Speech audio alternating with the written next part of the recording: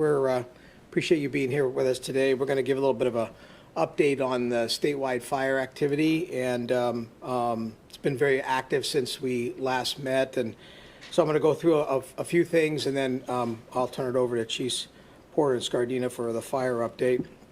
Let me start off today by a couple things. One is to express our condolences to the U.S. Forest Service. I know they had a couple of firefighters that have passed and due to illnesses, and so our thoughts are with them today. And I know it's tough for an organization, particularly one that's in the middle of a big response operation, to have something like that happen. Since we're one team, one fight, we all feel that, and we appreciate all of their service. I also want to just highlight that really after a day after Labor Day, I want to mention just all of the incredible work that is being done throughout the state to fight these fires. While many of us had a holiday over the weekend, our State Operations Center and nearly 15,000 state firefighters and emergency personnel were on the ground and in the air fighting these fires and committed to trying to mitigate this situation. We really do have the best emergency response personnel in the country, and really a testament to all of their great work. That said, response teams remained active over the past week since we last met, and over the holiday weekend with fire activity. We had more favorable weather conditions, which helped the firefight, but nonetheless, the two big fires in the state, the Caldor and the Dixie, remained active, and we broke a series of new fires, prompting new evacuation orders. On balance, on the Caldor fire, given the work that has been done, the South Lake Tahoe area was able to be repopulated, as were other parts of El Dorado County. Even though these areas have been repopulated, it is important to know that we still have active fire in the area. We are not yet completely out of the woods on this, and the public should remain vigilant and attentive to new evacuation information should that become necessary. We will get more in-depth update on the firefights from Chiefs Porter and Scardina in a minute. We know that these are difficult times, and we continue to use every resource available to mitigate these fires and to support California communities and throughout the state, as well as out-of-state resources from our mutual aid system, as well as from the Department of Defense, are here to help. And I want to thank them for all of their tremendous commitment to California, particularly our out-of-state resources that have committed here for weeks at a time. I want to talk a little bit also about FEMA registration and the disaster declarations, because there's been a little bit of questions about that. There are two kinds of federal disaster designations currently in place. One provides for additional resources to support response operations, which is what the White House approved last week for the Caldor fire in El Dorado, Amador, Alpine, and Placer counties. It is designed to bolster assets and resources needed to combat the fire. Excuse me. The other declaration, which is what we have in place for the Dixie and River fires, provides individual assistance as well as recovery resources to government entities.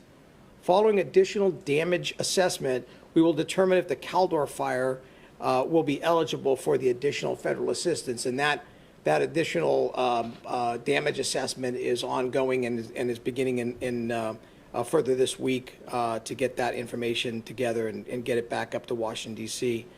In the meantime, we encourage anyone who suffered a loss in the Caldor fire to reach out to their insurance company and to also visit a local assistance center to learn more about available state and local support programs. On the Dixie and River fires, registration is underway for FEMA's individual wildfire assistance. Federal assistance may be available for uninsured or underinsured individuals affected by the Dixie and River fires in Lassen, Nevada, Placer, and Plumas counties. Assistance may include grants for temporary housing and home repairs, low-cost loans to cover uninsured personnel property losses, and other programs to help individuals and business owners recover from the effects of the disaster. Survivors should contact their insurance carriers first before registering with FEMA. If you're underinsured or underinsured, register for FEMA disaster assistance by visiting disasterassistance.gov. And Andrew Grant, the federal coordinating officer from FEMA, is here, and he'll get a little more in detail on this in a minute. I also want to talk a little bit about how we are moving forward with the plan for hazardous materials removal and debris clearance in these fires. Although the fires are still burning, the state's currently working with local governments and other state agencies to protect the public health and safety by beginning to remove the fire-related debris. This is known as the state's Consolidated Debris Removal Program. It includes 2 phases. The first phase includes clearing household hazardous waste.